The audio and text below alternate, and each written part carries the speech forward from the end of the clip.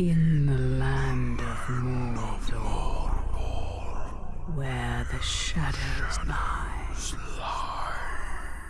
Paying homage to the opening of the Fellowship of the Ring. And Jennifer Hale does a great job sounding like the Galadriel we are accustomed to. Where the shadows lie. It was here, on the slopes of Mount Doom, that the Dark Lord Sauron was defeated by a last alliance of men and elves. And I can't help but believe that Sauron talking alongside Galadriel, right? Of course he joined her here when talking about his land, but not his defeat. Guarding against a nameless threat he had all but forgotten. And while the strength of Gondor faded, the power and the malice of Sauron grew in darkness. Hard times create strong men create good times create weak men create hard times. This is not unequivocally true, but there is some merit to it, and in a fantasy world such as this, it feels like that's exactly what happened to the men on the Black Gate. And it's just a fun saying and thought experiment. Shadow, the flame hath fallen on the Black Gate, and no mortal man can stand in its path. Foreshadowing to the fact that it is the will of a mortal man to do good that does stand. And like, we cut straight to him if it wasn't already abundantly clear. And how dope is it to have Sauron's silhouette be the eye's pupil?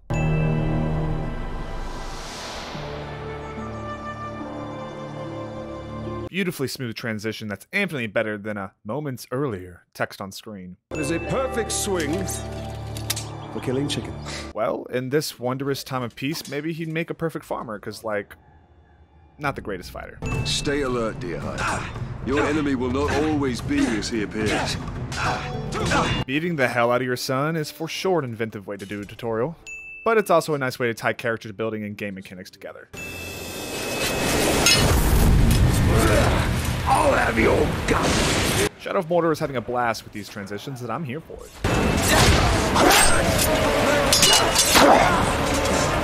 I'm all right. Okay, maybe I was too quick to jump. Baby boy's got some moves. Am I dead? You are banished from death. Alistair Duncan's Celebrimbor performance is so pleasing to the ears. It's no surprise that he went on to kill it as Mimir in God of War 2018. On winds and waters may you cross. And then we've got Laura Bailey singing this beautiful song composed by Gary Scheinman. When I was younger, I would seriously put this tune on repeat and go hunting around war chiefs. Dance on beaches. Continuing the thread of our family teaching the player game mechanics, we straight up assassinate our wife with love. God,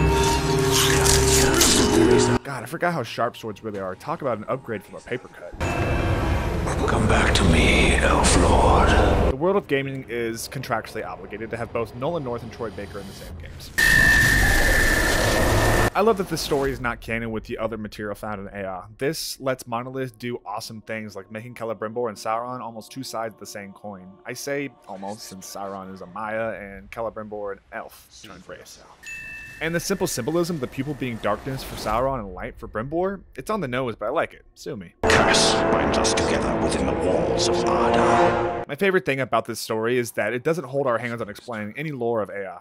Often they throw out terms such as Arda and just keep moving. Casual fans that are coming from just the Lord of the Rings most likely won't know a lot of the lore derived from the Silmarillion, but Monolith does, and they're so excited to use it. If what you say is true, then how do we break this curse? We find the one who cast it on us. The Black Hand of Sauron. Seems like here we're getting the last alliance of men and elves. The hand Talon uses to brand is the same one that the hammer took care to smash. Only 15 minutes in, we're sitting on about 2 pages of script. This game really does feel like a love letter to fans of Middle-earth. You! A pity I have to kill you. You would make a strong slave. Monolith wastes no time showing off their pride and joy of their Nemesis system.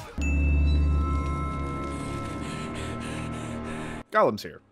Didn't expect that to be a thing. How could a rodent possibly know of a right? It is somehow connected to me. I feel it. Brimbor's history with the ring wrathening. The ring shadowing. For a time, these flashbacks are leading us to believe Brimbor killed his family, which is a harrowing setup for the reversal that comes later.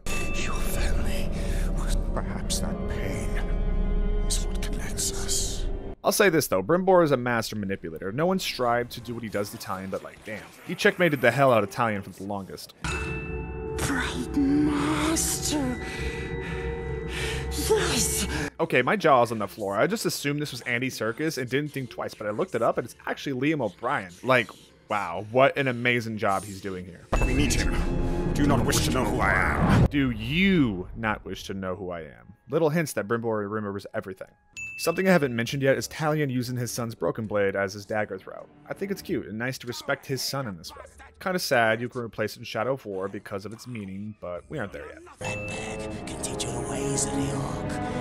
Ratbag can make your plan work. I love that Ratbag always talks in the third person. Do not make me regret this deal. And I'll finally mention Troy Baker, who does a solid job as Talion, as always. It feels like he really got to relax in this role and just enjoy it versus, I don't know, say a Joel that demands so much from him as an actor. Let's stop faffing about it. God, the music used for Ratbag is just too perfect. It's got all these horns that just scream goofball. So this Goroth is in charge? Some nice attention to detail right here. R's for many names and places in Middle-earth use a flipped or rolled R when pronouncing them. You'll notice this in the movies too. You'll notice this among the educated of the characters, as Frodo never does it in the movies, and Ratbag doesn't do it for Goroth. Wow, this Uruk has beautiful blue eyes. Me looking at myself when a false copy claim comes my way. First I'm resurrected by a wraith, now I am working with an orc. What could possibly be next? You saying that is just asking for trouble. I don't know, raise an orc army, maybe possibly forge another ring of power. What need have I of blasting powder? It's all part of the plan, my friend. I enjoy dynamite. You know what they have in common? They're cheap. Ah, if you notice, that's the first Uruk we ever branded for intel. I'm really getting a kick out of nothing ever going right for Ratbag. He turns around, got the exact same face as the dead maggot I just killed. Regicus killed. Twins. God, Andy's so good. The score cutting out. Mwah. But the war chief's not dead. I'm going to go kill him! Oh, good plan. Talion's patience is just starting to run thin. So good. These war chiefs are given the respect they deserve from a presentation standpoint. This chanting really hypes up the battle soon to come. Come on. A girl approved? Crowdy Ranger. Smiley, stinky Ranger. He hurts us. He steals from us like Bagginses. Bagginses. What a great song. Can I please get a studio version? And this might be my favorite thing Monolith does, showing us Sauron's fair form Anatar. Something fans of just Lord of the Rings would never even consider. This is what makes me excited about the Amazon series. Yes, I know of all the controversies with it, but I'm still going to try and stay hopeful about it. Release him. Why does this feel like a parent yelling at his children? Mere dreams. With each vision, my power grows stronger. Strong over Talion and your manipulation of him, you mean? I remember my name now. I shaped the history of Middle-earth. I crafted the rings of power. Well, that's a bit of a doozy. One hell of a revelation. Oh, I love a sense of scale in my video games. Get your people out of Mordor tonight, or you'll all be dead by dawn. Dead by Dawnlight? You are still alive. I mean, Ratbag had his motif. Would be a shame not to finish it out. Claim the head yourself. Ooh, Talion gets a big booming horn. He's the real boss in this situation. Normally, boss fights for this type of gameplay comes off boring and not very fun, but I'll say the hammer was a solid challenge and a fun fight.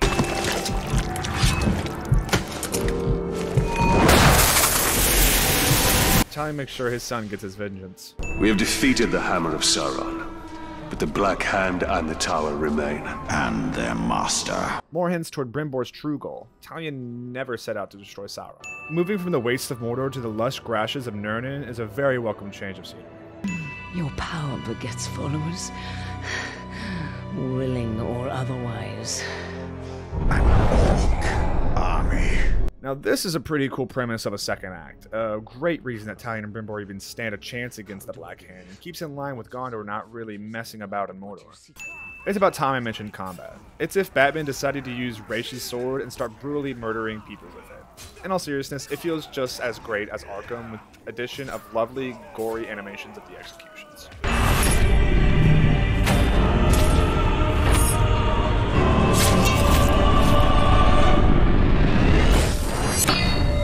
In case you were in any doubt that Brimbor was nothing more than a gorgeous smith. And the cinematography of this game really favors its one-shot takes. How badass that the Dark Lord blinds his counterpart with light and not shroud him in darkness. And there's gotta be something said about the new art of Sauron's armor. It's obviously inspired by Alan Lee's artwork, but it's not sharp and curved, more chunky and angular, and I feel that adds more to his intimidation. Take him to Mordor. And I'd be shitting my pants if I heard a voice like that. Steve Blum's performance is horrifying. It is a gift. We can use the weapon of the enemy against him. Ha! Where have we heard that before? Brimbor even says it in the same cadence as Boromir from the films. We should return to Margaret. She will have more for us. I will never get over the devs being nice and not padding the runtime of their game by forcing us to travel back and just teleporting us there. Together we can be invincible. I'm such a fan of the mystical in AI, as in Lord of the Rings, we get some with Gandalf and Saruman. You know, I want more.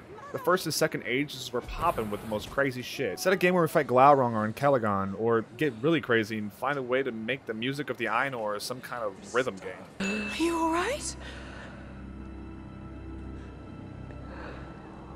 I am.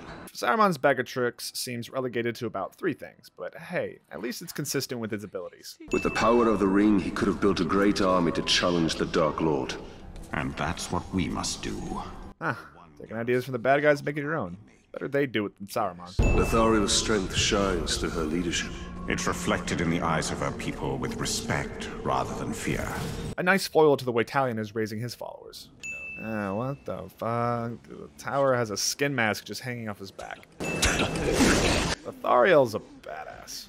I know he's a badass and all that, but like, his gums have gotta get dry, no? Maybe the pain fuels him. Shouldn't see me. Shouldn't hear me. It's a clean kill. And that's what every hunter should strive to do if they will be partaken. Ooh, my mistake. We have a captain in our midst. Well, better look sharp, eh? Captain's coming. Torvin is some much needed levity in the second half of the game with the absence of ratbag.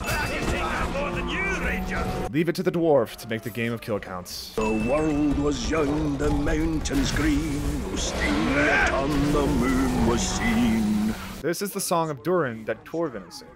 Just more and more lore being pulled from the books. This dwarf is far from home. Not all those who wander are lost. Brimbor would make a wonderful caption on a white woman's Instagram. The mighty Graug. You give me these. And he also took my hunting partner. The theme runs deep. Every character in this game has lost someone they cared for. I've got a feeling in my gut you may survive this, Captain. Well, since that's the largest part of you, I like those odds. Talion? Made a joke? Oh my god, Torvin is bringing out the best in him. You ever see that really old movie with the walkie thingies? Now that's a hunter! Though it's kind of cheating, controlling a whole ass Graug is pretty cool. Whatever happens during the hunt, think, what would Torvin do? Ah, life lessons from Tor... Actually, that's a good life lesson for you to follow always. Ah, he's aware of it. Hunt isn't about swinging and slashing, it's bigger than that. From your perspective, dwarf, everything is bigger. Ah, yes, another one. We finally slayed it and got stuck under his leg for 2 days. Reminds me of another famous dwarf. That's a lot of years of dedication to one beast. Dedication? Or a sign you preach better than you hunt. Talion's 3 for 3. Well, that's definitely the design of an older Graug. Well done.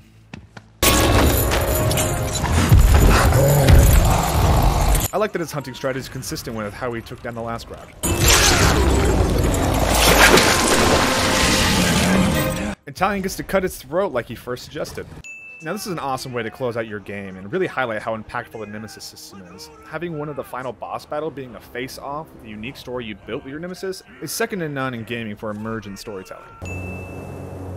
Ah, the head moves. We bow to no one. The hobbits at the end of Lord of the Rings. Celebrimbor is your curse. He chose you. Silence! And he can release you at any time. Now talk about a plot twist, spending an entire game building trust and rapport with Brimbor for us to be nothing more than a tool in his vengeance. Why didn't you die without... It's not a difficult boss battle at all, but it's better than just repeating the hammer gameplay. And the taunting of Talion throughout keeps it engaging. Bookends.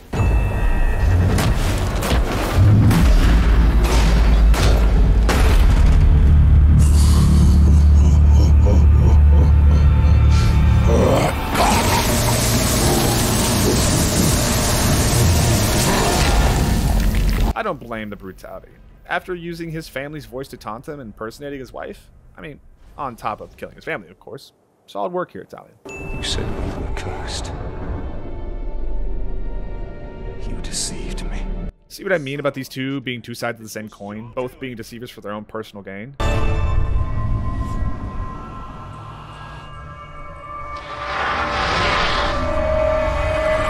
And he continues his deceptions. Sauron knows we're here. Let's not keep him waiting. Oh, that was badass. Feel the true power of the Grave Walker! There was no logical way to end this game but storming the Black Gate, right? This will finish as it started, with shadow and flame falling on the Black Gate. Bookends again.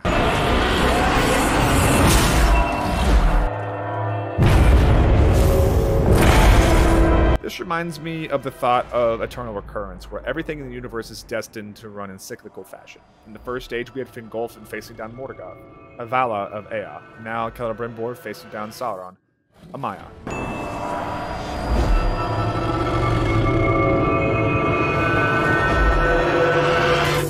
And the ring will always go to his original master. Who thought we'd be facing down Sauron at the end of this game? Strike now, Talion! I cannot hold it for much longer!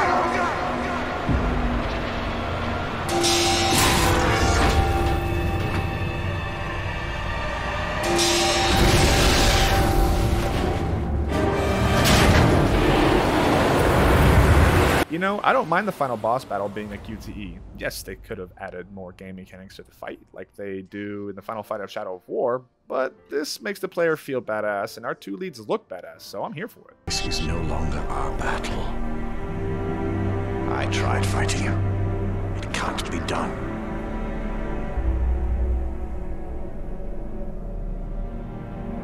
Could you really rest for all of eternity, knowing that you had the chance to stop him, but did nothing? And now it's a man of all people giving hope to an elf to try and take down Sauron, the true last alliance. The Helm's Deep thing never happened. The time has come for a new ring. And that's how they're gonna end it? No one can say they weren't hyped for the second game after ending on this gigantic cliffhanger. So Shadow of Mordor was an awesome bone thrown for us Lord of the Rings fans. This is probably my favorite game made in the universe, right next to the PS2 classic Return of the King. But at any rate, this game holds Warner's crown jewel that they love so much they put a patent on it. That's the real draw here, is the Nemesis system, which I know I barely talked about throughout. So it's a pretty cool system, but it pains me to say it, only if you struggle with the game. My nemesis at the end was some random Uruk that I didn't even remember, since I had no issue killing every captain I encountered, so I didn't get to build a personal narrative with any, which maybe that's my fault? Oh well. I know so many others got to enjoy this system to its fullest, and that's great. Monolith did a stellar job creating their Uruk generator that I guess is kept a secret, but the way the dialogue, physical traits, names, and attributes all come together in a way that makes sense only seems like magic to me. I took one coding class in high school, and that shit made no sense to me. But really, it just walked so Shadow of War could run. The story didn't knock anyone's socks off, because it's just another story about family and grief, and what will we do to find peace in it all? Don't get me wrong, those stories are powerful when told a certain way, but here it's just a vehicle to experience the fun gameplay in the world of Tolkien. that's 100% okay. I know that sounds very hypocritical if you've seen my Arkham City video, but hey, I'm only human and a shill for anything Lord of the Rings related, so sue me. If this game didn't have the license behind it, there's a large chance that it would have flopped, but that's the same for so many titles. There's a massive respect held to Tolkien's work that I, as a fan of his material, love to see. But Monolith wasn't so scared not to add their own fun things, such as Caragors, Graugs, and ghouls. Little things like that throughout keep us on our toes about what to expect and keeps our interest.